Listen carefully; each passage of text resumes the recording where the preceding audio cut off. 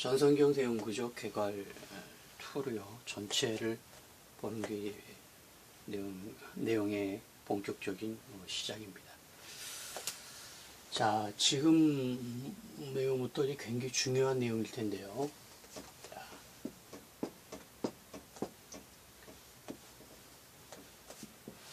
어떻게 65권이 전체가 다 요한계시록이 될 수 있느냐, 그걸 지금부터 하나씩 설명해 드립니다. 여러 책들이 이제 결합이 돼서 큰 대응 구조를 이루는 걸 이제 거시구조라고 제가 용어를 붙였는데, 이 거시구조가 무려 9개나 나옵니다. 그 중에 그 첫 번째인데, 이게 순서적으로 가진 않고요. 책의 순서, 정경의 순서로 가진 않고 가장 중요한 이해하기 쉬운 거시구조 먼저 설명을 합니다. 근데 첫 번째 내용이 가장 중요하겠죠. 가장 대표적이고 기준이 되는, 쉽게 이해할 수 있는 걸 먼저 제시를 할 텐데요. 자, 지금 요한계시록에서는 이게 전환란 후환란이었고요. 길이까지 정확히 좀 비슷하게 이 비율이 5대7 비율로 되어 있어서요. 전환란과 후환란의 그 기간 차이가 이게 비율로는 5대7입니다. 이 후환란이 좀 길어요. 자, 여기가 재림이었죠. 그리고 재림에 앞서 추수가 있다 그랬습니다. 추수하고 재림은 절대 같은 그 시점이 아니에요. 재림 뒤에 천년왕국이 있습니다. 그 뒤에 공마국 전쟁이 있고 심판이 있고요. 그 다음에 새 예루살렘이 있다. 이것은 사도 요한이 요한계시록을 기록한 순서 그대로입니다. 하나도 바꾼 것이 아니에요. 자, 지금 이렇게 제가 이 순서대로 계시록 6장부터, 계시록 장수는 이제 6장부터 19장까지 이렇게 설명을 쭉 드렸어요. 이렇게 해석을 한 것을 전천년설, 7천년적 전천년설이라고 그랬습니다. 그런데 요한계시록 21장, 22장 새 예루살렘을 마치면서 제가 이런 말씀을 드렸어요. 이게 새 예루살렘이 분명히 영의 천국인데, 영의 천국입니다. 이것은 6의 세기가 이제 이때 완전히 없어졌어요. 분명히 영의 천국인 거는 분명한데, 이제 이 물질계 자체, 우주 자체가 이제 완전히 없어진 겁니다. 그런데 그것을 그 뒤에 맞이한 드디어 모든 그 7천년의 역사가 마감이 되고, 선악구조가 선과 악의 구조, 죄와 벌의 모든 구조들이 다 완료가 돼서 심판으로 이제 예수님의 크고 신 보좌 심판으로 다 끝났어요. 끝났으니 완전히 물질계는 없어지고 영의 천국으로 왔는데, 제가 의문이 무엇이냐고 말씀드렸냐면, 이것을 성령님께서는 새 예루살렘이라고 표현을 하셨다는 거예요. 이게 굉장히 그 의아한 내용이었다고 제가 말씀드렸습니다. 여러분도 아마 제 말을 들으면은 공감하실 분들이 꽤 있을 거라 생각하는데, 우리가 원하는 정말 하나님으로 가득 차고 엄청나게 말로 표현할 수 없는, 말로는 글로는 도저히 표현할 수 없는 그런 엄청난 영의 천국을 묘사를 하면서 이제 끝내야 될 것 같은데, 의외로 그냥 예루살렘이 새로워졌자라는 거, 그 대신에 빛으로 충만하고 성전은 없고 하나님이 성전 되시고 이런 보석이 있고 이런 부분들이 있지만, 또 완전한 그 예루살렘 성이다 이런 부분은 알겠지만, 우리가 생각하는 영의 천국과는 사실 너무 차이가 납니다. 기대했던, 저뿐만 아니라 여러분도 그랬을 거라 저 생각하는데, 그 영의 천국에 대해서 얼마나 소망하고 갈망을 하면서 그 세계를 한 번이라도 봤으면 싶은데 보이지도 않는 거고, 근데 그 세계가 드디어 도래를 했다고 이 말씀이 선포를 하면서 2장에 걸쳐서 정리를 하는데, 놀랍게도 그냥 새 예루살렘, 그래서 성곽, 성벽, 성문, 기초돌 이걸로만 지금 나열하고 마지막 20장 가서 생명수 강, 생명나무 정도만 하고 끝나버린단 말이죠. 그래, 이것은 저희들의 기대를 모르실 성령님이 아니신데 왜 이렇게 기록하셨을까? 저는 이제 그래 이 성령님이 이거를 모르실 리가 없고 정말 그 제가 누누이 그 말씀에서 겪었듯이 뭔가 좀 성경에 의아한 부분, 제가 봤을 때도 여러분이 봤을 때도 약간 의아한 부분은 성령께서 그 안에 당연히 이렇게 그려야 될 거를 이렇게 그렸단 말이에요. 그러면 이거는 의도적으로 뭔가 이 안에 다른 내용 하나가 더 들어가 있는 거예요. 그래서 이 상이 왜곡된 겁니다. 이게 아니 이렇게 그리면 될 걸 왜 이렇게 그렸을까? 이렇게 그리실 줄 모르는 분도 아닌데 이 얘기는 뭐냐면 이거 안에 이러한 상 하나가 지금 더 들어가 있는 거예요. 또 심지어는 여기에 다른 어떤 게 또 더 들어있고 심지어는 또 더 들어있고 이것이 중첩되어 있다라는 거예요. 중첩되어 있다라는 겁니다. 우리 생각에는 왜 이렇게 이거 하나로 끝나면 될 텐데 상이 이렇게 바뀌었냐고 생각할 때는 그러면 그 안에는 성령님은 지금 이 많은 얘기를 이 안에 좀 섞어 놓으신 거예요. 그거를 찾아내야 되는 겁니다. 그게 사실은 성경 해석이에요.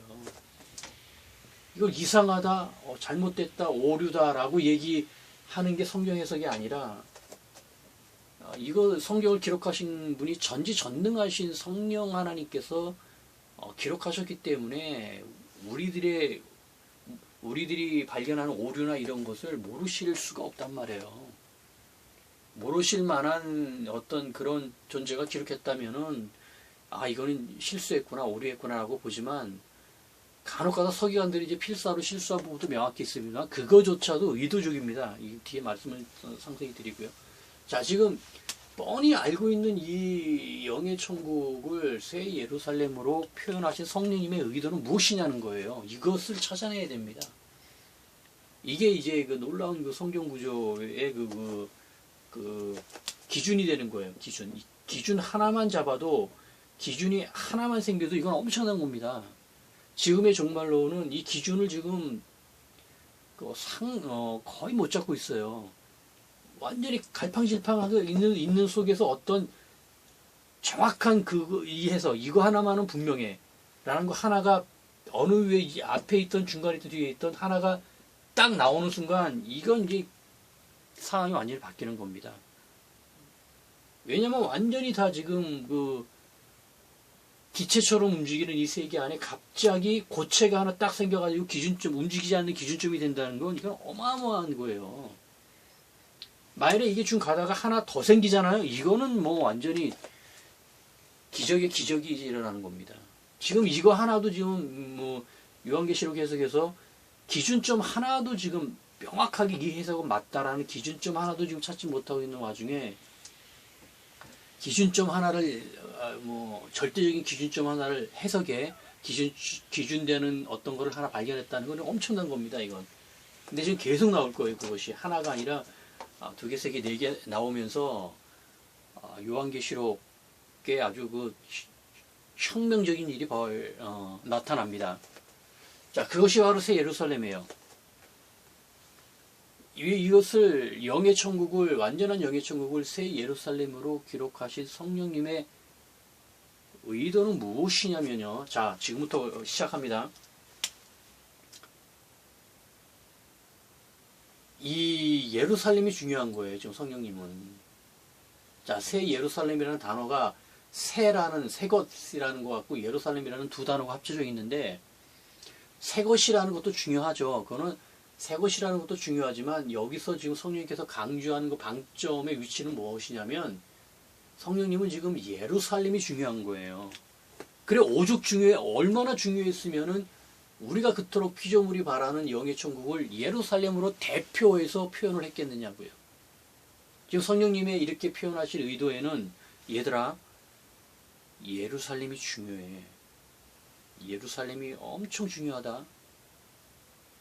꼭 기억해야 돼. 중요해. 예루살렘 잊어버리면 안 돼. 이 말씀을 거듭거듭 지금 하고 계시는 겁니다. 이 표현 안에서. 이거를 우리가 눈여겨봐야 되는 거예요. 그러면 왜 예루살렘이야 중요하죠.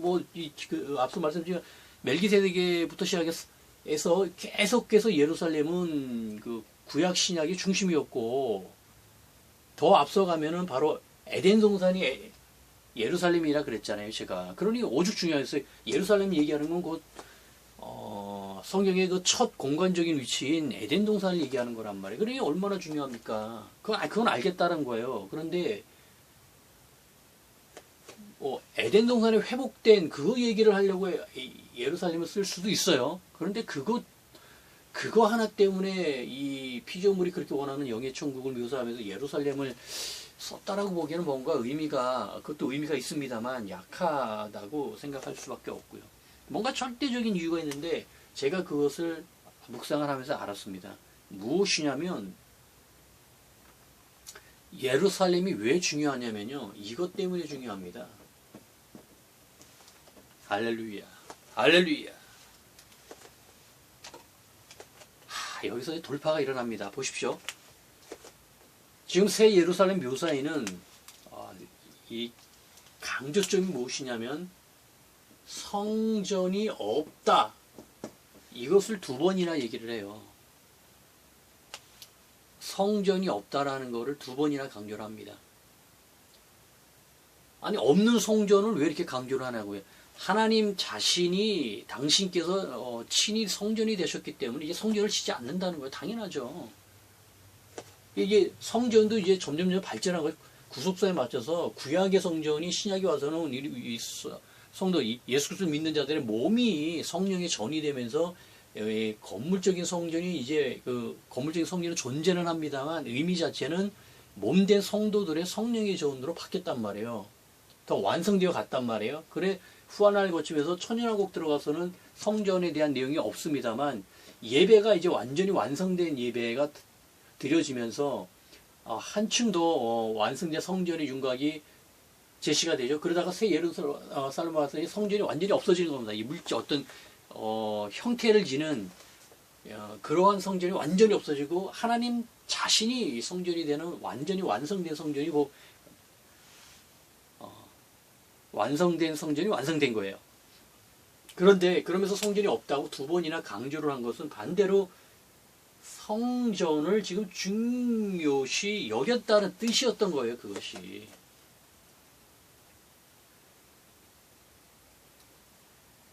자, 그런데 당연히 예루살렘 하면 이 성전이 예루살렘에 있기 때문에 우리가 예루살렘이라고 얘기하는 거는 이스라엘의 그 수도인 그런 의미도 있고 성이라는 의미도 있고 세 번째가 성전 아닙니까? 이것이 그 예루살렘이라는 의미 안에 이것이 이제 합쳐져 있는데 여기서 가장 그 세 요소 중에 가장 중요한 것이 무엇이냐면 성전이라는 거예요. 성전. 예루살렘 그러면 성전 때문에 중요한 겁니다. 왜냐하면 구약시대에 가나안에 들어가면서 약속을 하시잖아요. 신명기에서 말씀을 하시죠. 내가 택한 곳이 하나 있다. 택한 곳 한 곳을 택해서 그곳에서 내가 예배를 받겠다. 예배를 받는다는 건 성전이 있다는 뜻 아닙니까? 그것이 그 한 곳이 바로 예루살렘이기 때문에 예루살렘은 하나님께서 택하신 곳 성전, 예배처, 예배를 받으시는 성전하고 좀 직결되어 있는 거예요. 자, 그런데 이것이 왜 이 내용이 이건 너무나 그 상식적인 수준이어서 특별하게 강조를 안 해도 조금만 보면 알 수 있는 건데 그러면 도대체 왜 이 성전이 그렇게 중요하느냐? 자, 문제는 여기까지는 누구나 묵상을 하는데 다음 묵상을 못 하는 거예요. 보십시오. 성전 그러면 예루살렘의 의미가 성전인데 예루살렘에 처음으로 세워진 성전이 무엇입니까? 이 시점으로는 이 모세의 출애굽 때 성막이 지어지면서 성전이 지어지는 거는 이제 거의 이때쯤에 솔로몬이 그 성전을 짓는 거 이때가 이제 BC 966년이죠. 이때 이제 착공을 해서 20년 동안 짓는 건데 지금 이렇게 성전이 지금 이게 예루살렘에 세워지는 그 첫 번째 성전, 제일 성전이라고 얘기하는 것은 솔로몬 성전입니다. 물론 제2성전도 세워지고 제3성전도 세워지죠. 자기 성전이 굉장히 중요한 거예요. 이것도 너무나 상식입니다. 성경에서 성전이라는 단어는 거의 핵심 단어 중에 포함되어 있어요. 이건 뭐 구원, 뭐 여호와, 하나님, 성전, 거룩, 이스라엘 이런 정도 단어는 아주 1차적인 핵심 단어 아닙니까? 그 안에 성전이 들어가는데 이 전이 이게 굉장히 중요했던 건데 지금 계시록을 풀면서 또 혹은 그 예언서의 그 대연서에 나오는 그 기간들에 대한 거에서 성전을 지금 다 못 찾고 있어요. 굉장히 쉬운 겁니다. 알면은 되게 쉬웠던 건데 희한하게 이것을 연대가 이제 그 전면에 들어오고 이러면서 많은 그 혼란이 아니라 그 성령님께서 그 말씀을 숨기시는 거죠. 그거를 찾지를 못해서 자 그것도 이제 뒤에 그 예언서를 맞추면서 말씀을 드리고요. 지금 솔로몬 성전입니다. 새 예루살렘 하면은 성전, 솔로몬 성전이 처음 지어집니다. 자, 지금 위치를 지금 잘 보고 계셔야 돼요. 자, 그런데 여기까지도 묵상이 이렇게 여기 단계에 오는 것도 쉽지가 않습니다. 이것도 지금 제가 설명을 드려서 지금 이렇게 온 것이지 이 설명 없이 새 예루살렘 하면서 새 예루살렘에서 갑자기 솔로몬 성전까지 연결되기가 쉽지가 않습니다. 이것도 지금 거의 종말론을 강의하시는 분들이 지금 찾지 못하고 있는데 보십시오. 이건 지금 시작에 불과해요. 자, 그런데 지금 새 예루살렘과 지금 솔로몬 성전이 지금 지금 여기까지 온 거는 그 영적 해석에 좀 그런 부분들 타고 온 거죠. 그런데 이것이 이제 구체적으로 나타납니다. 그럼 솔로몬 성전이 이제 맞는데 그러면은 솔로몬이 그 앞에 다윗이 죽고 나서요. 다윗에 의해서 다윗이 솔로몬에게 왕위를 넘겨주고 죽죠. 그 다음에 솔로몬이 왕이 돼서 솔로몬이 이제 곧 그 왕권을 잡으면서 정리할 자들을 정리한 다음에 솔로몬 성전을 짓습니다. 자, 그런데 그 앞서 그 내용 중에 대표적인 그 흐름의 내용 중에 유명한 그 솔로몬의 그 명 재판이 있습니다. 1000번제를 드리고 하나님께서 지혜를 주셨다면서 네 앞뒤로 그 어느 누구도 너처럼 지혜로운 자는 없을 것이라고 하면서 정말 그 하나님이 지혜를 부어주시잖아요. 그러면서 이 지혜를 부어준 이것을 기록하기 위해서 사례로 실례로 재판을 한 기록을 하나만 딱 기록을 합니다. 성경에서. 즉 솔로몬의 명재판이에요. 가장 지혜로웠던 자, 왕을 일단 둘째 치고 왕이든지 누구든지 어떤 가장 지혜로운 성경에서 가장 지혜로운 자가 행했던 재판이라는 거예요. 그게 좀 실제 솔로몬 때는 솔로몬이 한두 재판을 했겠느냐고요. 수만 건의 재판을 했을 거 아닙니까? 그거를 다 생략을 하고 딱 하나만 기록을 한 거예요. 그러니 이 재판 기록이 얼마나 정말 하나님의 지혜가 번뜩이는 아주 명재판이었으면 그 수천 건의 재판, 수만 건이 넘을 수 있는 재판 중에서 하나를 뽑아냈을까요? 딱 그 하나만 기록되어 있습니다. 성경에. 솔로몬이 얼마나 지혜로웠다는 것을 하나만 딱 예로 뽑아서 뽑아서 기록한 거예요. 그것이 어디에 들어가 있습니까? 이건 너무나 잘 알고 있는 거예요. 두 창기의 아들 중에서 누구의 아들이냐를 가려내는 그 명재판이 있지 않습니까? 위치가 어디죠? 열왕기상 3장입니다. 자, 내용은 말 안 해도 학생들도 다 알고 있는 얘기죠. 누구의 아들인지를 모르니까 솔로몬 왕이 칼을 갖고 와서 아들을 반을 쪼개서 각각 나눠줘라라고 하니까 진짜 어머니가 그 불타는 마음에 아들을 넘기잖아요. 그것으로 누구의 아들인지를 가려내지 않습니까? 바로 그 얘기예요. 그게 열왕기상 3장에 지금 그 사례가 들어와 있습니다. 이 3장에서 솔로몬이 일천문제를 드리고 지혜를 받죠. 3장 안에 다 들어가 있는 거, 이 내용이. 자, 그런데 문제는 누구나 다 알고 있는 이 얘기의 위치가 문제입니다. 자, 솔로몬의 재판이요. 솔로몬 성전을 짓기 전에 들어가 있습니까? 지은 다음에 들어가 있습니까? 솔로몬 성전을 착공하기, 즉 솔로몬 성전을 짓는데 20년 동안, 7년, 13년, 완공까지 이제 13년에서 총 20년이라고 보고요. 그 솔로몬의 명재판이 솔로몬 성전을 짓기 전에 들어가 있습니까? 아니면 다 지은 다음에 완공한 다음에 들어가 있습니까? 이 내용이, 재판 내용이, 재판의 기사가. 자, 앞서 이 재판 기록이 열왕기상 3장에 들어가 있다고 그랬어요. 그런데 이 위치는 그 다음부터 3장, 4장의 신하들을 지나서 5장부터 솔로몬 성전이 건축을 준비하면서 6장부터 시작이 됩니다. 즉, 재판 기록이 솔로몬이 성전을 짓기 전에 나옵니다.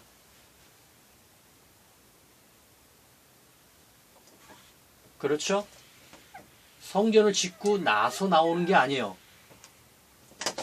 성전을 짓기 전에 나옵니다. 그런데 여기를 솔로몬 성전이라고 했을 때요. 여기를 솔로몬 성전이라고 했을 때 그 전에 나온다고 했습니다. 그 전에 나온다고 했어요. 솔로몬의 재판이. 자, 그렇죠? 그런데 이게 지금 무엇하고 만나는 줄 아십니까? 이렇게 되는 순간 이거하고 만나요. 할렐루야, 할렐루야.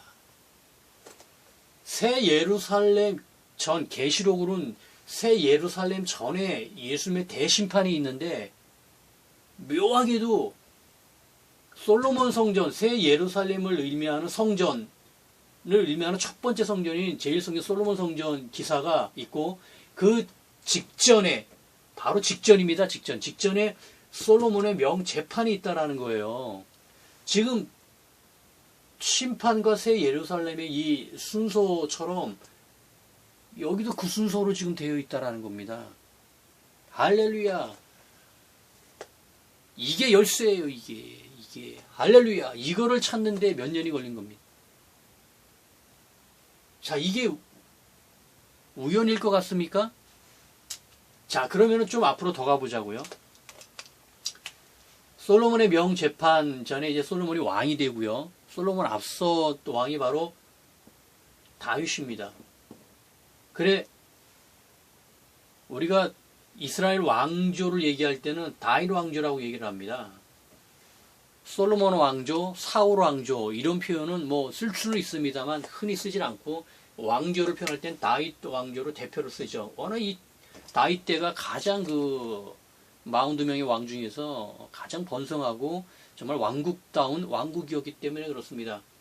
그렇죠? 그런데 계시록에서는 심판 전에 천년왕국이 있습니다. 할렐루야, 할렐루야, 할렐루야. 이게 왕국인데 지금 왕국끼리 또 왕국이란 말이에요. 왕국.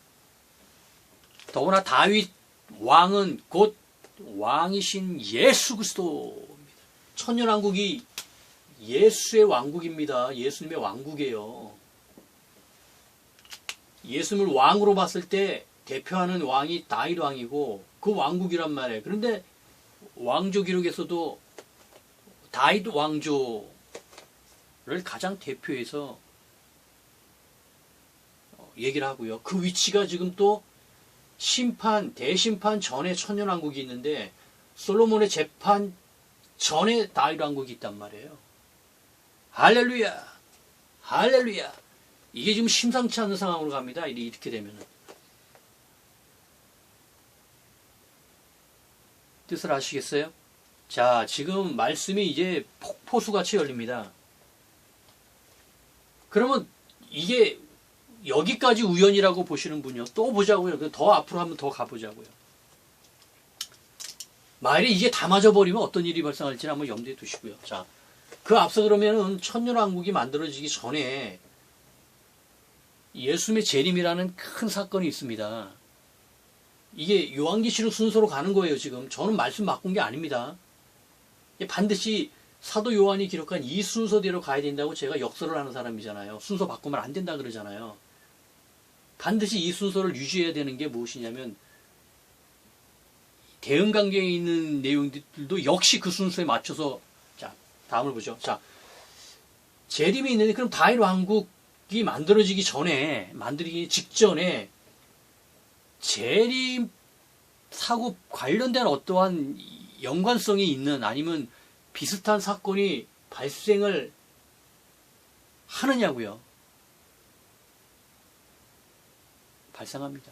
자, 다윗이 왕이 되려면은 그 앞서 사울에게 계속 쫓기면서 13년을 쫓기면서 악착같이 버티죠. 사울을 죽일 수 있는 그런 기회가 있음에도 불구하고 두 번이나 살려주면서. 그러다 결국에는 왕이 될 수 있었던 이유가 뭐냐면 사울이 죽는 거예요. 사울이 사망을 했기 때문에 사울이 사망하는 그 순간 다윗은 이제 왕이 될 수 있었습니다. 그런데 이 사울이 어떻게 죽습니까? 언제 어떻게 죽어요, 사울이? 블레셋과 싸우다가 길보아 전투에서 아들하고 다 죽잖아요, 같이.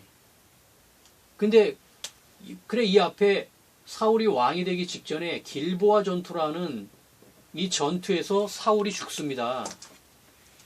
그쵸? 그런데 천년왕국 전에는 재림 때 뭡니까? 아마겟돈 전쟁이 벌어져요. 할렐루야! 할렐루야! 아마겟돈 전쟁이 벌어집니다. 지금 이게 아마겟돈 전쟁 후에 천년왕국이 성립이 되는데 길보아 전투 뒤에 다윗 왕국이 만들어져요. 할렐루야! 이게 지금 4개의 지금 사건이 지금 계시록 순서대로 전혀 다른 지금 신약도 아니고 구약에서의 왕조에서 지금 이렇게 똑같은 사건이 지금 순서대로 동일한 내용. 이거 영적으로나 신학적으로는 이 사건들은 얼마든지 설명할 수 있습니다. 그렇게 신학자들이 좋아하고 고상한 영적 해석 설명 좋아하시는 분들한테 이거 두 사건들 끼리끼리 설명하라고 하면은 줄줄줄줄줄줄줄줄 나옵니다. 제가 굳이 하지 않아도 돼요. 그분들은 이제 그쪽으로 전문가들이 많기 때문에 저는 이 길만 제시해주면 제가 얘기하지 않아도 그분들이 줄줄줄줄 얘기할 겁니다. 사실 그분들이 얘기하지 않아도 이걸 들으시는 주의 종이나 주의 백성들 다 압니다.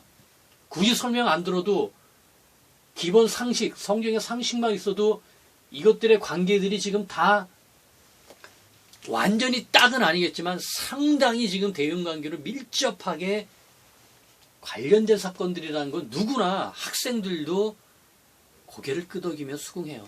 그 정도까지 지금 맞아주고 있는 겁니다.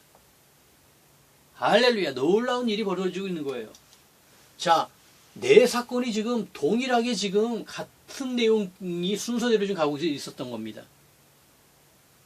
그러면 더 앞으로 가볼까요? 예, 이 시간에 좀 세밀한 부분까지 시간을 봐서 내용을 볼 텐데요. 그럼 길보아 전투 앞에, 즉 재림 앞에는 추수라는 사건이 있다 그랬어요. 추수하고 재림이 절대 같은 그 시점이 아니라고 제가 역설을 하고 있는데, 그럼 길보아 전투 전에 어떤 추수와 연결된 어떤 사건이 사울 왕 때 있었느냐고요. 자, 추수를 설명하면서 제가 몇 가지를 설명했습니다. 첫째가 추수는 죽음이다. 금식으로 죽고 30일이 감해진 날이어서 이 세 형태가 그 추수를 대표하는 용어라 그랬어요. 누군가 대규모로 죽던가 아니면 물자가 없어서 금식 상태라 그랬잖아요. 금식이라든가 30일이 단축됐기 때문에 예정된 1290일에서 1260일로 단축되기 위해서 30이라는 수가 나옵니다. 이게 지금 다 맞춰져 있어요. 이거 엄청난 증거입니다. 이거 다. 그런데 과연 이거와 비슷한 그 사건이 길보아 전투 앞에 있느냐고요. 할렐루야. 있습니다.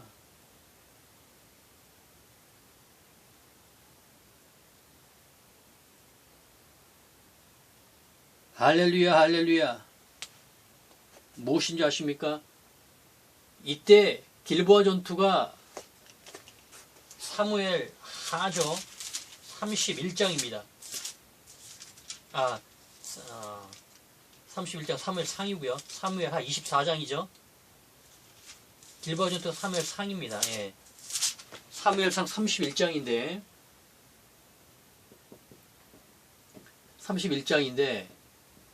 25장에 가면은 사무엘의 사망이 있습니다. 할렐루야!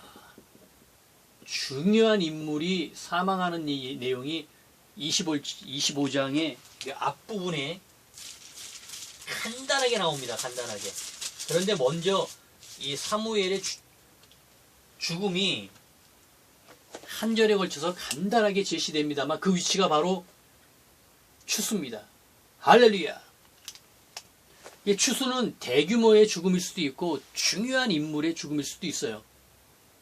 뒤에 이제 이런 예들이 계속 나옵니다. 어떤 이런 형태가 지금 나온 거예요. 지금 놀랍게 지금 5개까지 지금 일치되어 가고 있습니다.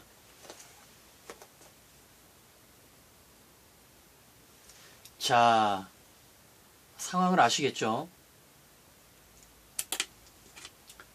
지금 상황을 이 심상치 않음을 지금 파악을 하실 줄 믿습니다.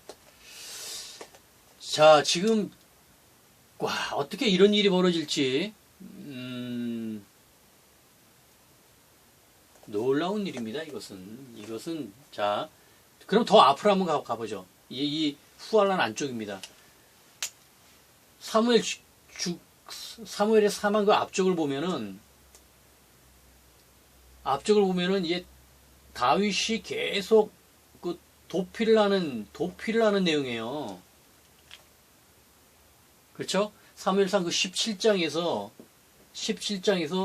골리앗을 잡은 이후 사울의 그 시기와 질투 때문에 다윗은 그때부터 환란이 시작됩니다. 그 환란 기간이 13년인데 다윗이 도주를 하면서 환란이 시작되는 거예요. 다윗의 환란 기간이 지금 상당 부분을 지금 사무엘 그 상기록을 지금 차지하고 있습니다. 그런데 이때 기간이 후환란이에요. 이때 기간이 후환란입니다. 지금 할렐루야. 그래 우리가 흔히 그렇게 하잖아요. 환란 생각하면 다윗의 환란을 예로 들지 않습니까? 그게 맞았던 거예요. 예로 들었단 말이에요. 다만 이걸 전체로 보지 못하고 구분을 봤더니 다윗의 환란, 우리가 다윗의 환란에서 보듯이 배웠듯이 후환란 때 믿음으로 승리해야 됩니다. 이런 식으로만 단편적으로만 봤지 전체적으로 다 연결되어 있다는 건 아무도 지금 못 보고 있었다는 거예요. 할렐루야, 할렐루야.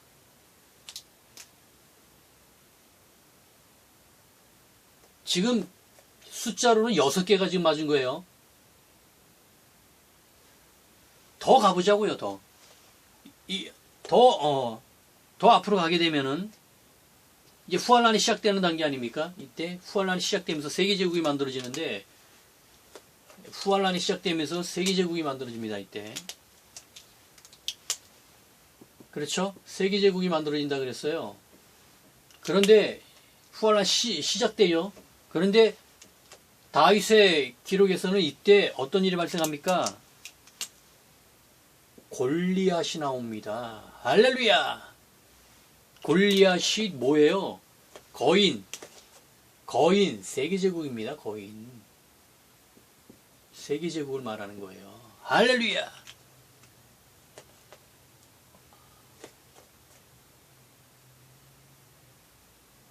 그래, 지금 이것이 계시록을 알아야만이 이것이 보이는 것입니다. 그러니 이렇게 지금 내용이 되니 다윗이 골리앗을 때려잡은 이 순간부터 환란이 시작되는데 그때부터 후환란이 시작되는 겁니다. 자, 이러면은 이 사울은 누구겠느냐고요? 그럼 사울이 다윗을 계속 박해를 하는데, 그렇죠? 이 사울이 계속 다윗을 박했는데 사울은 그럼 누구겠습니까? 이거는 이제 대응 관계로 묵상을 하면 금방 나옵니다. 사울이 계속 박해하는 다윗을 박해하는 이 기간이 후환란인데, 후환란 내용으로 비춰보면은 사울이 누군지를 알아요. 골리앗이 세계제국이면은 사울은 누굽니까? 적진이지만 그 내용을 보는 것이 아니라 다윗을 박해하는 자이기 때문에 이 사울이 바로 황제교황입니다. 할렐루야! 황제교황이에요, 사울이. 할렐루야! 그래서 사울이 악한 왕으로 나오는 것입니다. 이러면 다윗은 누구겠느냐고요? 다윗은 환란을 당하면서 도망치는 다윗은 누구겠느냐고요? 요한계시록에 비춰보면은 다윗은 개신교 거부자 아닙니까? 할렐루야! 황제 교황이 개신교 거부자를 죽이려고 하잖아요. 그래 개신교 거부자들이 도망치는 거 아닙니까? 예비처로 가고 그러면서 복음을 전파하는 거 아니에요. 환란이 시작되는 거 아닙니까? 주여 할렐루야. 이렇게 지금 대응관계가 맞아지면서 즉 후환란 들어서 만들어지는 이 양상들이 순서가 새 예루살렘의 왕성까지가 다윗부터 시작해가지고 길보아 전투 지나서 다윗 왕국 지나 솔로몬 성전까지 쫙 다시 이미 이렇게 계시되어 있었다는 거예요. 할렐루야. 주여 이거를 지금 아무도 발견하지 못한 겁니다. 거시 내용이에요. 거시 짧은 이 사건 하나하나 정도가 지금 물려있는 게 아니라 그런 거는 그런 형식은 창세기하고 사사기 쪽에 몰려있고 대부분은 거시 구조로 성경 전체가 맞춰져 있는데 여기가 지금 사무엘 상부터 해서 사무엘 하를 지나서 사무엘 하악을 지나서 11개 상까지 온 겁니다. 지금 이렇게까지 지금 3권의 책 앞부분만 있다고 하고요. 2권 이상의 책에서 지금 전체가 다 지금 요한계시록 얘기를 하고 있는 거예요. 후환란부터. 할렐루야. 근데 얼마나 자세한 얘기가 나오겠습니까? 이거를 지금 아무도 찾지 못한 겁니다. 이게 성경이 진리기 때문에 7천년적 전천전설이 계시록을 옳게 풀었기 때문에 옳게 푸른 그 순서 안에 이미 성경이 다른 이 역사서에서 완전하게 그 얘기를 전혀 다른 얘기인데 과거에 이때 있었던 구약에 이때 있었던 그 역사를 그냥 그대로 기록한 건데 그 기록한 내용이 다 계시록의 미래에 한참 후배인 한참 그 후손인 사도 요한이 기록한 그 미래의 책 요한계시록에 맞춰서 기록이 됐다는 거예요. 할렐루야. 성령 하나님의 역사가 아니면은 절대 기록할 수 없는 것입니다. 이때 실제 이 사건이 일어났다고 해도 기록할 수 있는 방법은 또 천차만별인 거예요. 그런데 놀랍게도 그 순서대로 기록이 됐다라는 겁니다. 기록하면서는 이 순서를 바꿀 수 있다라는 거예요. 얼마든지. 그런데 계시록으로 나가는 계시록이 진행되는 그 순서 그대로 지금 성령 하나님의 감동에 의해서 기록이 됐다라는 것입니다. 할렐루야, 할렐루야. 주여, 이 계시록이 열리면서 동시에 성경 나머지 책들이 우르르 열립니다. 이러면 사무엘이 누구겠습니까? 사무엘상 1장부터 나오는 한나부터 나오는 사무엘의 중심 인물인데 사무엘이 누구겠어요? 그러면은 계시록 대응으로 보면은 두 증인입니다. 두 증인. 할렐루야. 그래 두 증인은 말 그대로 선지자예요. 두 명의 선지자라고 계시록이 못을 박아놨습니다. 아예. 사무엘이 바로 두 증인이었던 겁니다. 두 증인은 말 그대로 두 명의 선지자예요. 할렐루야, 할렐루야. 완전히 맞지 않습니까?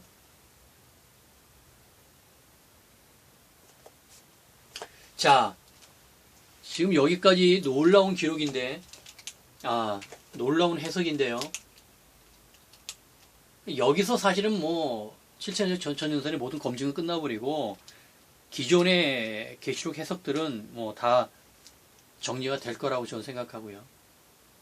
이게 지금 9가지에서 지금 8가지가 더 남은 겁니다. 지금 그걸 하나씩 알려드릴 텐데. 자, 여기서 조금 한 발 더 들어가 보죠.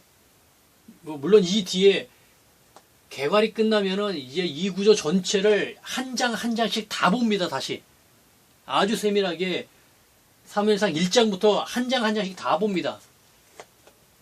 그러면은 뭐 더 안 맞는 얘기가 나올 것 같습니까?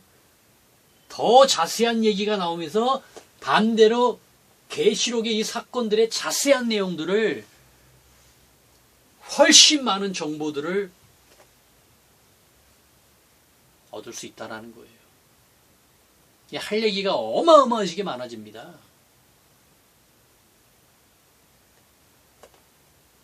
자, 성경에 구약 성경에 난제가 있었어요. 하나님께서 부르시는 악령. 사울이 왕이 됐을 때는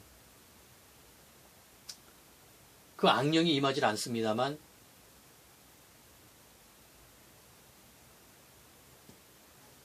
사울의 범죄로 말미암아 하나님의 영이 떠나죠. 성령이 떠나면서 악령이 임하는데 그것을 사무엘상 표현이 무엇이냐면 하나님께서 부르시는 악령입니다. 표현이. 자, 이러면서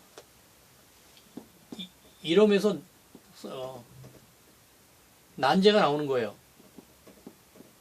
이게 그냥 악령이 임했더라 라고 하면 간단한데 그렇게 하질 않고 거듭해서 하나님께서 부리시는 악령이라고 해서 이게 한두 번 표현되는 것이 아니에요. 이게 지금 무슨 뜻이겠습니까? 이것이 이 구약 성경의 난제가 무엇이냐? 하나님이 부르시는 악령이 임하는 그 위치가 바로 사탄이 떨어진 위치, 후알라는 그 위치예요. 할렐루야. 바로 이때 악령이 임하는 겁니다. 할렐루야. 사탄이 왜 떨어집니까? 미가엘 천사의 하늘의 전쟁에 의해서 떨어지는데 하나님의 계획에 의해서 떨어지는 거예요. 요한계시록 자체가 하나님의 계획에 의해서 주관되고 실행되기 때문에 그렇습니다. 그런데 묘하게 이 내용에서는 사울에게 임하는 악령에서 하나님께서 악령을 부리신다라고 명확하게 말씀을 선포를 했습니다. 이 후활란 상황을 모르면은 이거는 난제 중에 난제. 어떻게 하나님이 악령을 직접 부리시느냐. 다 계시록과 관련되어 있었다는 거예요. 아주 밀접하게 관련돼서 사건들이 벌어졌던 겁니다. 그래 계속 사울에게 악령이 떨어졌던 그 기간들이 다 이때쯤에 떨어진 거예요. 사탄이 지상에 떨어진 그 내용을 지금 대응하고 있는 것입니다. 할렐루야. 이러한 예가 하나 더 있어요. 이거 하나만 있는 것이 아닙니다. 봅시다. 사무엘이 사망하고 길보아 전투 사이에 사울이 마지막으로 그 블레셋과 전쟁을 하는데 이미 하나님의 성령은 다 떠났고 응답도 없고 블레셋 군을 보니까 무시무시하고 이길 자신 없고 그러니 결국 그 두려움을 이기지 못해서 그가 그 멸절시켜놨던 엔돌의 신접한 여인을 찾아갑니다. 그게 바로 요 위치예요. 이 얘기도 다 알고 계시죠? 28장입니다. 28장에서 엔돌의 신접한 여인을 찾아가는 얘기가 여기에 있어요. 길보아 전투를 앞두고 있습니다. 그러면서 땅에서 사무엘의 영이 올라오는데 이거를 지금 해석을 놓고 많은 부분들이 있는데 일단 그 해석들은 전체적으로 맞습니다. 이것은 귀신이 음부에 있던 영을 올린 것처럼 거짓 영을 만든 거예요. 음부에 있는 영은 올라오질 못합니다. 첫째 부활을 했을 때만 올라올 수가 있어요. 근데 그것은 하나님께서 명령을 하셔야 음부에 있는 영이 첫째 부활을 하는 것이지 신접한 여인이 불러 올린다고 올라오는 영이 아니거든요. 귀신의 영입니다. 그래. 근데 이것은 그렇게 설명을 지금까지는 했는데 그 설명은 맞았는데 문제는 왜 이런 얘기가 이런 설명하기 힘든 희한한 얘기가 이때 왜 길보아 전투를 앞두고 들어가 있느냐는 거예요. 이거는 지금 아무도 지금 뭐 전혀 추측을 못하고 있습니다. 근데 계시록을 풀면 이게 그냥 나옵니다. 계시록에서 이 위치를 찾아볼까요? 길보아 전투 여기가 지금 아마겟돈 전쟁입니다. 그리고 사무엘의 죽음이 추수였어요. 근데 그 사이에 엔돌의 신접한 여인을 찾아가는 얘기가 여기 들어가 있습니다. 그런데 이때 추수하고 재림 사이에서는 놀랍게도 6째 대접에서 새 악령이 튀어나옵니다. 그 위치가 여기에요. 할렐루야! 할렐루야!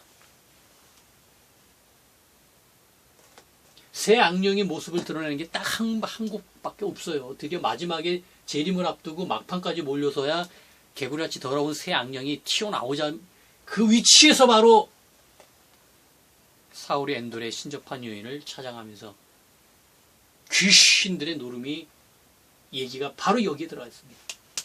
할렐루야! 놀랄 노자입니다. 이거는 이걸 어떻게 설명하겠습니까? 기가 막히지 않습니까? 주여,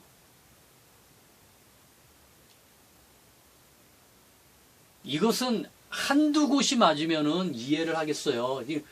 지금 천년왕국을 교회사로 갖다 놓은 이런 해석 가지고는 어림도 없는 것이고 부분만 띄어가지고 붙여놓고 앞뒤로 안 맞는 얘기는 다 적당하게 무마시킨 그런 정도가 아니라 그냥 완전히 다 맞춰버린 거면 그래. 후환한 상황을 더 알고 싶으냐? 세계제국 상황을 골리앗. 다윗이 골리앗을 때려잡은 그 순간 내용은 이제 이 본 사건이 있기 때문에 완전히 일치하진 않아요. 완전히 일치하면 그대로 알아버리죠. 계시록을. 골리앗은 세계제국인데 세계제국이 사실은 이 요한계시록에서는 이때 멸망을 하는데 이때 멸망을 하죠. 그런데 이 사무엘 다인 얘기에서는 이때 멸망하는 것을 길보아 전투로 내용을 했기 때문에 골리앗 그 세계제국이 처음 쓴 그 위치에서 골리앗 거인 세계제국을 알려준 겁니다. 그래 골리앗은 이때 죽어요. 근데 이때 다윗이 돌 하나로 어디를 쳐서 죽입니까? 물맷돌 던져서 이마를 치는데 이마가 뭐예요? 세계제국의 666을 받는 바로 그 자리를 쳐버린 거예요. 즉 개신교 거부자가 666을 거부하면서 이미 세계제국을 승리한 것입니다. 거부하는 그 순간 할렐루야. 이마를 치면서 이 표를 받는 그 물맷돌 손으로 던져서 손에서 받고 이마로 받는데 손으로 던져서 이마를 쳐버려서 끝내버립니다.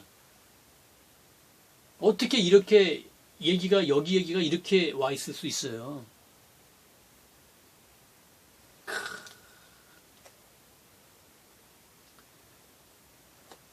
안으로 들어가면은 정말 더 놀라운 얘기들이 계속 나옵니다. 지금 이 구약 성경의 난제, 이 악령들 한 번 더 나오는데 이것도 맞춰져 있어요. 지금 여기까지 설명을 하죠. 자, 다윗이 말년에 인구조사를 하지 않습니까? 그 인구조사 내용을 두 곳이 기록을 해요. 사무엘하 24장하고 역대상 21장이 기록을 하는데 사무엘하 24장은 하나님께서 그 인구 계산을 하셨다고 하고 역대상 21장은 사탄이 충동을 해서 했다고 아주 상반된 기록을 합니다. 이건 죄종 정도 되면 다 알고 있어요. 이거를 지금 신학적으로 뭐 전혀 설명을 못합니다. 저도 이제 몇 가지 설명이나 주석이나 이런 걸 봤는데 사실은 할 얘기가 없으니까 설명할 수 있는 방법이 없으니까 이리저리 말만 돌려가지고 말만 늘려놨어요. 솔직히 말하면은 주석을 쓴 분도 이 얘기 뭐가 뭔지 모르겠다라고 솔직하게 고백을 하는 게 맞습니다. 뭐 사무엘 하의 기록 기조상 역대상의 기록 기조상 그 뒤에 뭐 역대상에서는 사탄을 통해서 타작마당을 통해 성전을 준비하고 여기는 성전 준비 안 합니까? 그러면 사무엘 말도 안 되는 그 아주 그 이름하여 신학적 영적 해석 안에서 이거를 해석을 뭐 설명을 하긴 해야 되는데 마땅하게 정확하게 꼭 이렇게 딱 맞은 그 해석을 나온 건 아니고 뭐 말은 해야 되겠고 하니까 억지로 끼워 맞춘 그게 한두 명의 주석이 아닙니다. 다 그래요, 다.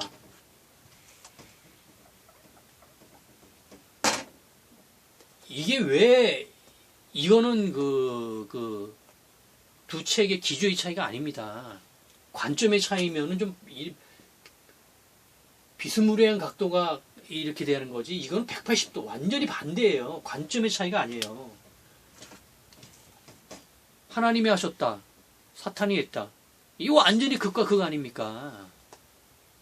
그러면 이게 역대기가 이게 뒤에 기록됐는데 역대기 기자가 사무엘 하 기록을 몰랐느냐고요. 몰랐을 수가 없죠. 뻔히 알면서 하나님께서 충동하셨다고 선진이 기록을 한 그 말씀을 뻔히 알면서도 똑같은 내용을 기록하면서 이제는 사탄이 기록했다고 기록합니다. 그 자신이 기록한 게 아니에요. 역대기는 에스라가 기록했을 가능성이 큰데 성령님의 감동에 의해서 기록을 한 겁니다. 정반대의 기록은 사람이 할 수 없어요. 그런데 왜 이렇게 기록을 했느냐? 성령님께서 그럼 왜 이렇게 기록을 했느냐? 난제죠, 이거 난제. 성령님께서 하신 일에 어찌 이유가 없겠습니까? 그 위치를 보십시오, 위치를. 이것이 다윗의 그 마지막이에요, 끝이에요. 그리고 다윗 왕국의 끝입니다. 솔로몬이 나오기 전이란 말이에요, 직전이란 말이에요. 위치가 어디예요? 여기에요, 여기. 여기에 이 악령과 비슷하게 이 하나님의 악령, 하나님께 부르시는 악령과 비슷하게 여기 시한한 내용이 사탄이 떨어진 이때 있고요. 엔돌의 신접한 여인을 찾아간 이 내용이 6대 대접의 새 악령이 튀어나온 그 자리에 있고요.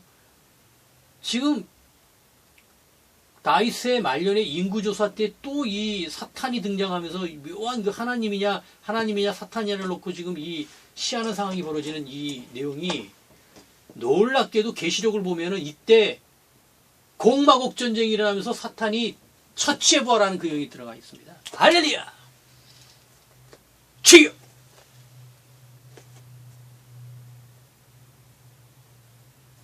이건 사람이 기록할 수 없는 겁니다. 자, 지금